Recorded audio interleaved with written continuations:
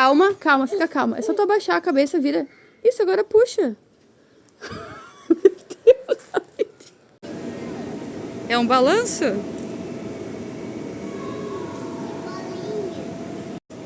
Uma cozinha aqui, ó.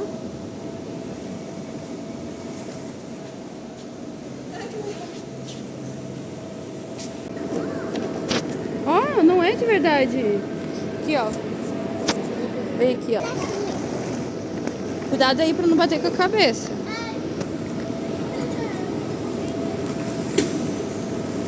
Vai, cuidado pra não bater com a cabeça. Quero ver, vai. Vai, se joga.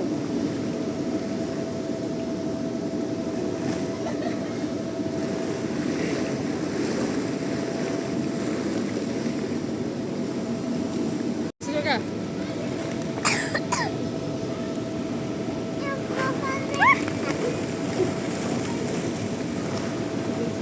Vai, Namana. Vai, vai.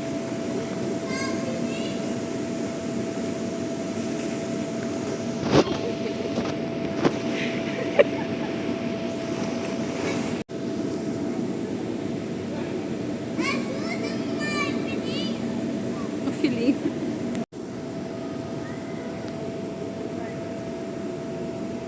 A Bia.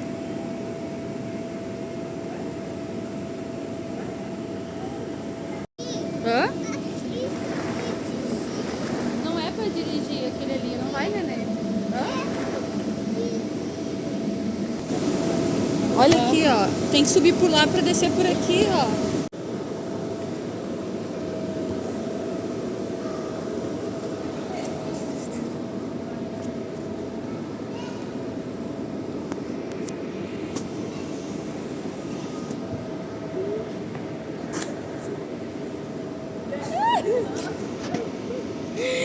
Eu tô com medo. Ah, as crianças são corajosas. Eu vou quebrar meu telefone.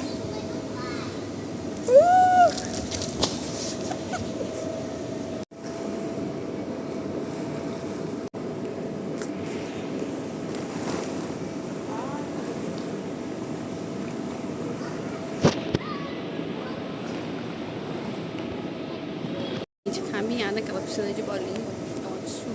Um absurdo. É muito cansativo. A gente tá aqui há 30 minutos e eu já tô podre. A folga, né?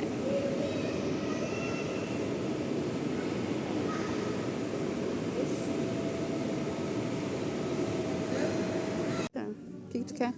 Tira foto com quem? Tá, vou tirar, vai. Fica parado.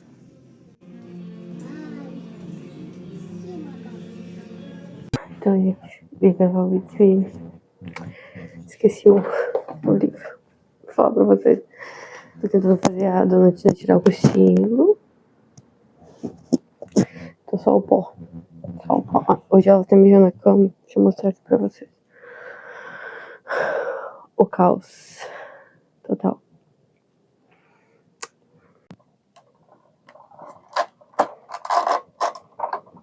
Bom, como vocês viram aí, eu mostrei aqui pra vocês um pouco do aniversário da minha filha, que a gente ia ir pra Gramado. Acabou que a gente não conseguiu e daí levou as meninas no shopping pra ir nessa piscina de bolinhas aí. E eu fui obrigada a entrar junto, porque a Sara, apesar de parecer ter 18 anos, ela não tem 18 ainda e tinha que entrar um adulto responsável com a Tina, né? Mostrei pra vocês, tava meio bagunçada as imagens, gente, porque eu tô com muito problema com esse negócio de memória, assim, eu tenho que aprender a organizar melhor as memórias, mas eu prometo que os próximos serão melhores, até porque eu tô, assim, num intensivão das leituras pra atingir pelo menos uma boa parte da meta desse mês, desse ano, né? Bom, mas vocês sabem, aqui, né, no canal eu falo sobre leitura, sobre o que eu tenho aprendido e sobre como Deus tem transformado a minha vida através da leitura, e eu gostaria que também transformasse a vida de vocês através da leitura, e nesse vlog eu vou falar mais pra vocês da leitura desse livro, já tem resenha, então eu vou falar mais ou menos aqui como quem imagina que vocês tenham visto as resenhas, então assista a resenha desse livro, vou deixar o link aqui embaixo, tem também um playlist de resenhas, tá? E nesses vlogzinhos aqui eu tô mostrando um pouco do dia a dia, das dificuldades, né, eu tinha gravado pra vocês, não consegui postar aqui, máquina estragou, aspirador de pó estragou. Estão vendo que eu tô falando aí fanha? Porque eu tô tomando esses remédios, como vocês sabem, pra doença autoimune. Então, vira e mexe eu tenho alguma alergia, alguma coisa. Oi! Essa Valentina. E o barulho, vocês já sabem habitualmente, é da Titina, né? Então, que tá, mas não faz barulho. Eu queria falar pra vocês sobre como foi essa leitura, né? Já dei algumas dicas aí no vídeo, vou deixar aqui pra vocês algumas dicas de leitura, sobre, né, coisas que eu tenho aprendido nesse processo. Mas eu queria falar um pouco mais sobre esse livro, assim, ó, porque talvez na minha resenha ficou parecendo que eu não curti muito o livro, tá? Mas não é isso que aconteceu. Eu gostei muito do livro. Eu gosto muito da Elizabeth. Quero ler os livros que ela fala sobre como os pais dela plantaram o evangelho, né, na vida dela. E eu percebo, assim, que esse livro aqui, Deixe-me Ser Mulher, da Elizabeth, ele fala um pouco de tudo, tá? Eu acho que é um livro muito bom, inclusive. O problema maior é que a gente tá numa fase de muita imaturidade espiritual, da palavra. Talvez fique difícil para algumas pessoas entenderem bem certinho, assim, algumas falas da Elizabeth, ou até relevarem algumas falas, porque ela realmente, ela é de uma outra época. Esse livro é lindo, ela tá pensando na filha dela, em cada fase da filha dela, em cada momento, em cada escolha, e tá instruindo ela. E não é uma instrução básica, simples, porque a Elizabeth dedicou a vida dela para isso, ela estudou, ela é missionária, ela teve uma vivência, né, você sabe, a vida dela foi de entrega total, assim, é muito lindo o testemunho, a vida e tudo mais. Tem uma bagagem muito grande para escrever, então foi maravilhoso, assim, a forma como ela escreveu e como a gente tem muitas coisas abertas ali, né, muitas situações. Eu vou ler alguns trechos aqui para vocês, vocês terem uma ideia. Tem até uma frase que eu falei que eu poderia tatuar, mas no contexto inteiro da frase que eu vou ler para vocês depois, vocês vão entender melhor. Mas assim, ó, eu falo com todo respeito, assim, porque tem algumas coisas que a Elizabeth é mais antiga, é uma época diferente, existia muito machismo, e aí em contrapartida existia muito feminismo, então ela tinha que combater muito mais fortemente essas questões, e ela tem algumas opiniões muito fortes com relação a essas questões de mulher e homem, né, e até ela cita algumas coisas muito complicadas em algumas páginas, acho que tem umas 4 páginas aqui que eu marquei com relação à submissão. Eu até falei que ia falar um pouco mais sobre isso aqui em casa, então assim, ó, aqui em casa, a gente funciona como uma equipe, todo mundo junto. No caso, eu e meu marido, né, responsável pelas meninas. Como um microcosmos mesmo, ela vai falar aqui sobre isso. Então, não existe essa coisa da mulher ser inferior ao homem.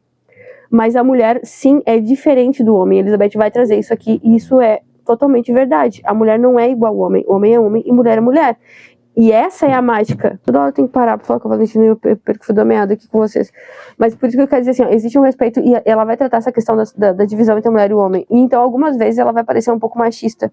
E é inevitável, eu já citei aqui pra vocês o vídeo da Elizabeth, da Francine Walsh, e ela vai falar um pouco sobre isso. Então, existem sim alguns pontos, mas existem muitos milhões de outros pontos. Por exemplo, assim, ó, 5%, 10% que ela falou, talvez a gente tenha algum pensamento assim, tenha que pensar melhor como fazer. E nesse meio, que eu falo aqui pra vocês, esse mundo que é muito superficial, a gente não lê muita Bíblia, não estuda muita Bíblia, tem pouca teologia, assim, nas igrejas difundida, boa teologia, né, eu digo, difundida, tem muita teologia difundida na internet, algumas boas, outras ruins. É complicado pra gente largar isso na mão de uma adolescente e ela não ficar, às vezes, revoltada com o que vai ler. Então, a gente tem que ler junto e analisar perante a Bíblia. Aqui, cada um tem seus dons, seus talentos. Então, a gente serve aqui a nossa família, a nossa casa, a gente dirige ela assim, né? Eu respondo pro Leandro, o Leandro responde pra mim, nós somos uma unidade mesmo, né? Só que assim, ó, vamos pensar no casamento dessa forma, tá? Quando um policial vai te ajudar no caso de um assalto, ele vai te dar instruções, porque ele foi treinado pra isso. E ele tá te defendendo, ele pode até morrer por causa de ti. Então, a gente obedece o que esse policial fala, a gente fica debaixo da submissão do que ele tá falando, ou a gente está mais suscetível a obedecer esse profissional. Então, quando a gente pensa aqui no homem, quando ele é o protetor, o guardador, o cuidador, muitas vezes a gente vai ter que se submeter a algumas decisões do marido por conta disso. Ele é o cara que está na frente, ou deveria ser, né? É o cara que está na frente, ele é o cara que vai levar, né, a família, o cara que vai assumir os compromissos, as responsabilidades. Isso não faz a mulher menor, nem diferente, nem assim, diferente sim, mas não faz ela menor. Ela só tem funções diferentes. O homem geralmente assume essa parte mais pesada, né? Pesada porque, dessa forma, né? É essa parte do compromisso de guardar, de cuidar, né, da sua família, da guarda. Mas a mulher também não tá livre para ser uma ameba, porque não sabe fazer nada, entende? Então, assim, na nossa casa funciona assim, nós somos uma unidade. Cada um contribui com seus dons.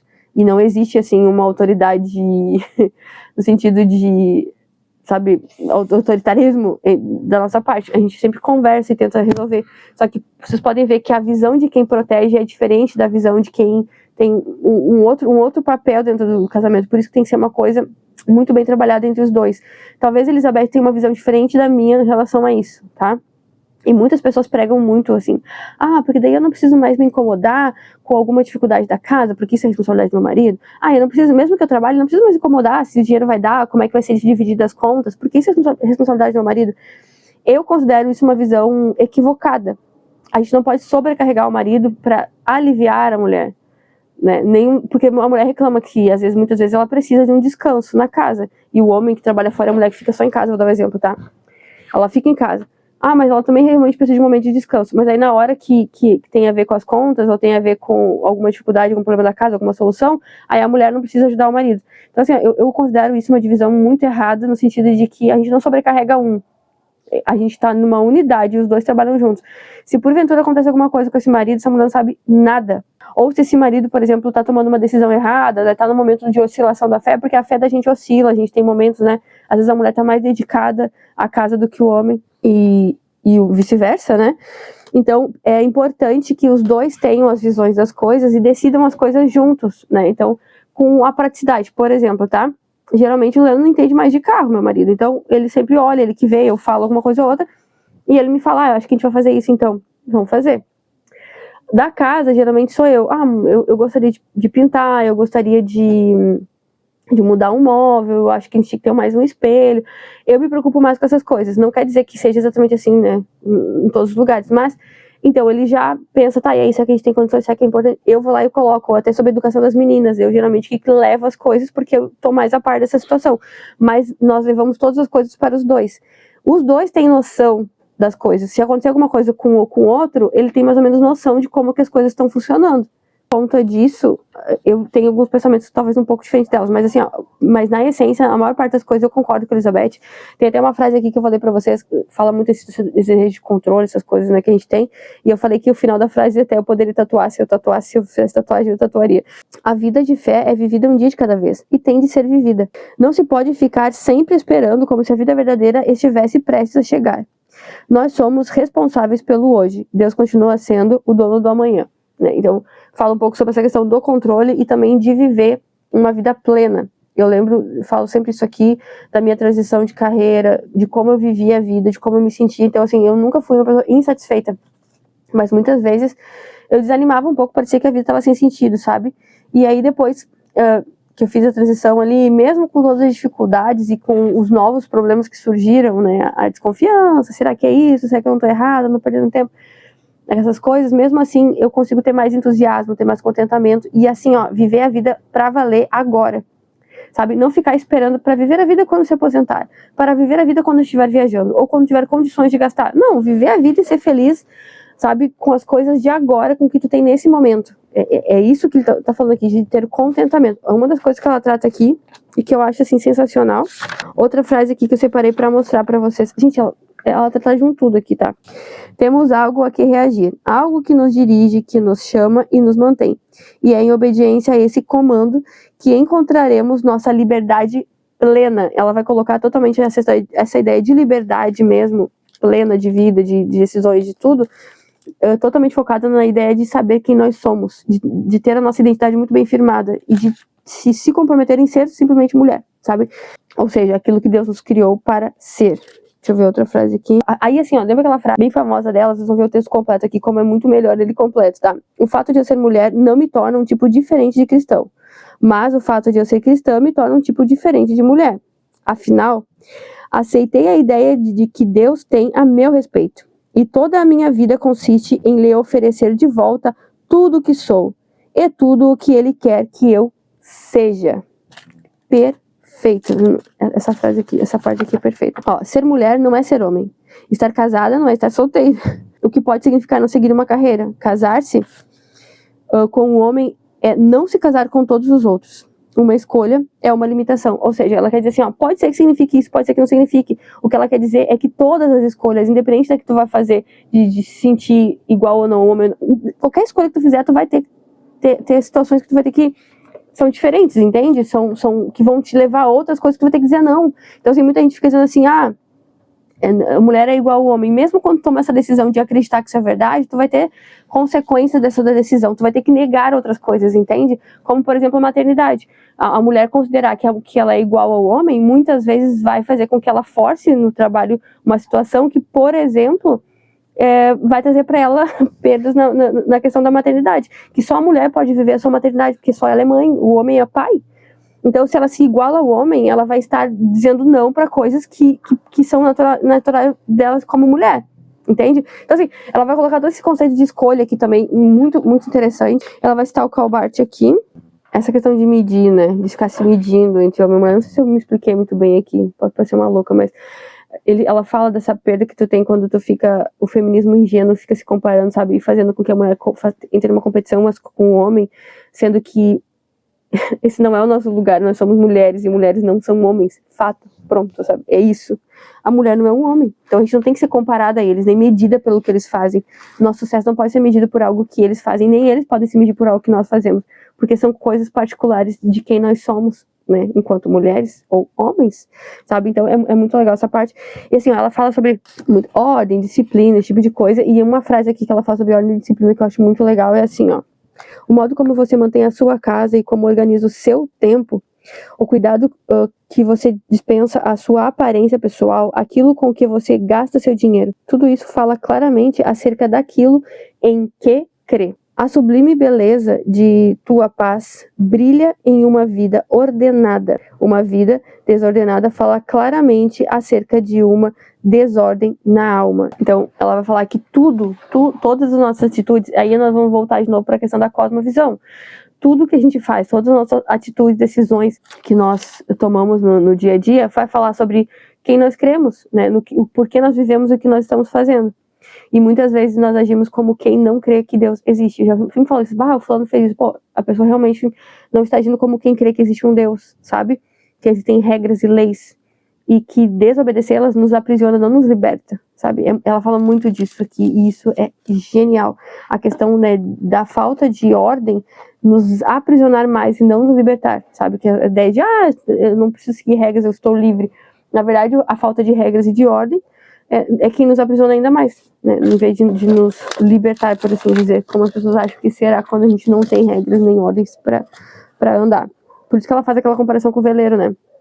O veleiro, ele anda muito mais rápido, né? Mas ele está submetendo às leis, as leis da natureza, né? E é uma ordem das coisas para poder fazer com que o vento bata no lugar certo e ele vá para onde ele quer ir.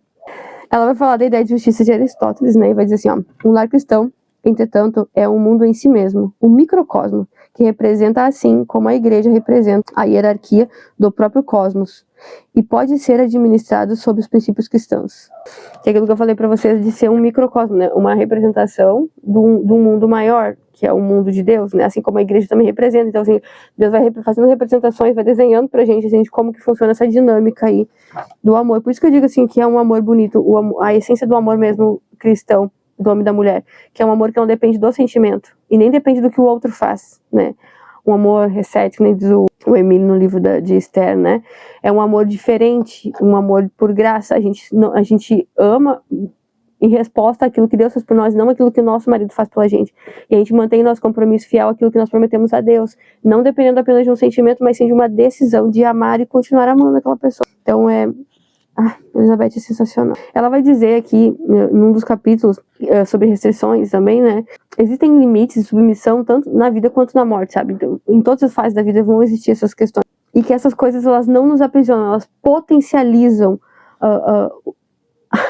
o nosso poder de ação, tá? Isso, porque assim, uma mulher que sabe o que é ser mulher diante de Deus, e sabe, está direcionada ao seu chamado, sabe quem Deus é, quem ela é diante de Deus, ela tem bem a sua identidade marcada, ela potencializa, não diminui. Ou seja, essas limitações que teriam por ela não ser homem, fazem com que ela potencialize aquilo que ela tem de melhor, quais são as suas qualidades, aquilo que as características fundamentais de ser quem ela é, tá? Porque a partir do momento que tu não fica tentando ser quem tu não é, tu consegue ser melhor, fazer melhor as coisas e expressar completamente quem tu é. Tu tá livre da obrigação de fazer algo que não foi feito pra tu fazer. Quando uma cafeteira tem que passar café em vez de ficar batendo um bolo, a cafeteira foi feita pra passar café, não foi feita pra bater bolo.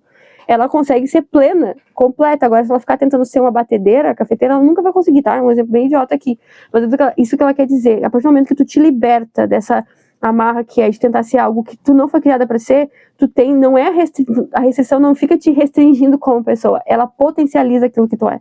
Ela faz com que tu consiga ir no teu máximo, sabe? Tu produzir e viver no máximo que Deus te criou para viver, sabe? Ao contrário do que muitos dizem, que as regras, as restrições, as limitações impostas por esse entendimento, por essa identidade, podem te limitar de alguma maneira, podem te fazer alguém menor. Não, ela fala que, ao contrário, ela vai te libertar para ser tudo o que Deus criou para ser, todo o teu potencial. Ela fala sobre necessidades, né, do homem e da mulher, e ela vai dizer que a gente devia falar com Deus também sobre essas necessidades de intimidade entre o marido e a mulher. Ela vai dizer assim, você pode falar com Deus sobre elas, sobre essas necessidades, sobre esses problemas, ou tudo que está acontecendo até na parte íntima de casal. Não é possível chocá-lo ou deixá-lo envergonhado. Se algum de vocês precisar de sabedoria, peça ao nosso Deus generoso e receberá. Ele não nos repreenderá por pedirem. Ou seja, ela vai estar com o versículo de Tiago 1:5, dizendo que até nessas questões nós devemos falar com Deus sobre essas questões, principalmente nessas questões. Deus que nos criou por completo, ele não tem nada que vai deixar Deus chocado, ele não se preocupa, nada vai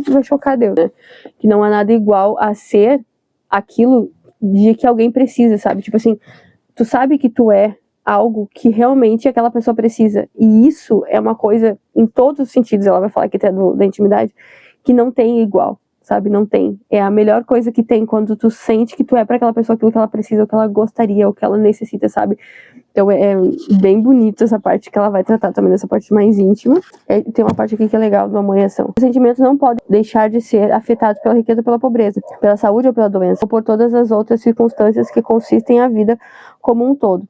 Seus sentimentos vêm e vão, sobem e descem, mas você não faz votos a respeito dele. Quando você se encontra como o personagem instável da epístola de Tiago, impelida e agitada pelo vento, é maravilhoso saber que você tem uma âncora. Você fez diante de Deus uma promessa de amar. Você promete amar, confortar, honrar e guardar este homem. Ela vai dizer assim aqui, mesmo diante de todas as dificuldades, né, é maravilhoso saber que tu tem uma âncora firme, alguém centrado ali, né, que tu vai poder estar com ele quando as coisas estiverem em dúvida. O que o casamento significa é que a gente tem um lugar onde a gente vai poder ficar ancorado. Esse lugar pode ser que não seja às vezes o que a gente imagina, o que a gente pensa, e muitas vezes as pessoas podem dizer assim, como que eu vou fazer isso agora?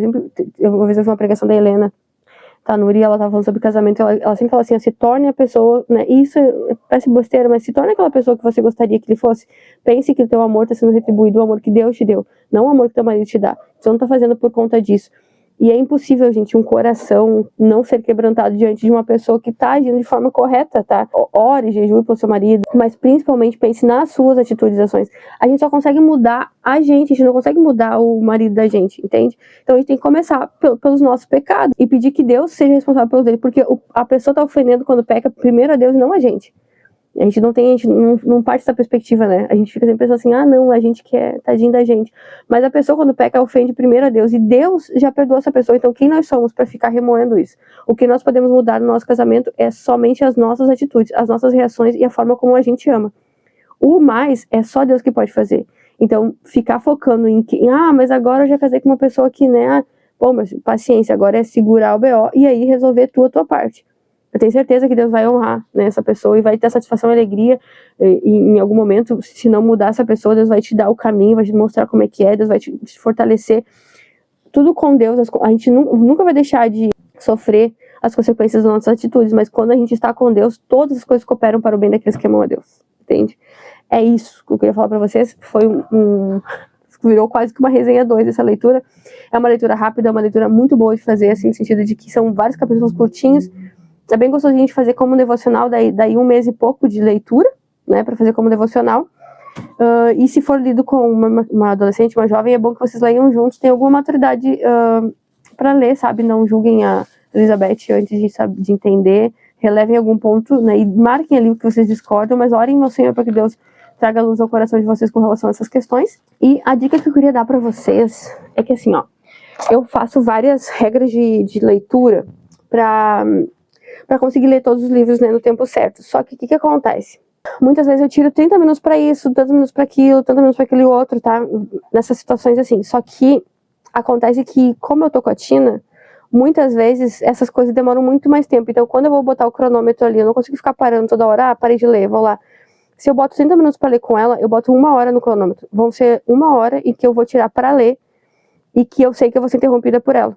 E é normal, porque, né, eu tô aqui no processo de fazer as coisas junto com ela. Então, quando eu organizo meu dia, eu também penso assim, se num dia inteiro eu conseguiria fazer 10 coisas, eu coloco então pra fazer 6. Porque eu sei que às 10 eu não vou conseguir, porque todas as vezes eu estarei envolvida com ela.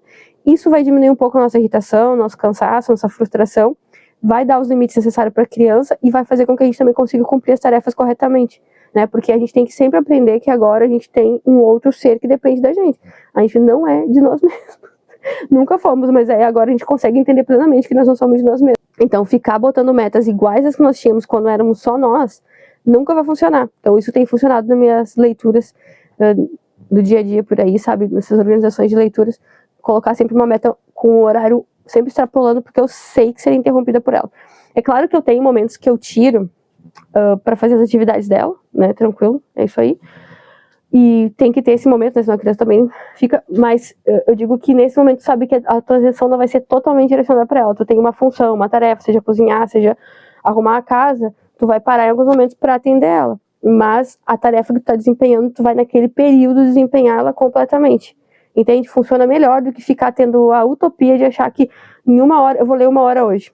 E vai ler uma hora direto. Não, não vai. Se tu quer ler 1 hora, divide esse tempo em 2 e tira 1 hora de manhã e 1 hora de tarde. Não, tu vai aí nesse 1 hora tirada, eu tenho certeza que 30 minutos tu conseguiu ler. O resto é uma isso, uma aquilo. Sabe? E tu vai também dosando, ensinando a criança, porque é difícil, mas 1 hora vai. Gente, eu vou ficando por aqui, porque a minha criança já tá numa irritação. Eu vou pedir pra vocês mais uma vez que vocês se inscrevam aqui no canal, curtam os vídeos, comentem e comprem os meus links para que eu consiga refazer aí essas minhas leituras que ficaram da enchente e tal, e pro ano que vem, e trazer mais vídeos aqui para vocês. Me falem como tem sido para vocês as leituras, o que vocês acharam desse livro, né? Vocês já assistiram a resenha, o que vocês acharam também. Eu espero vocês no próximo vídeo.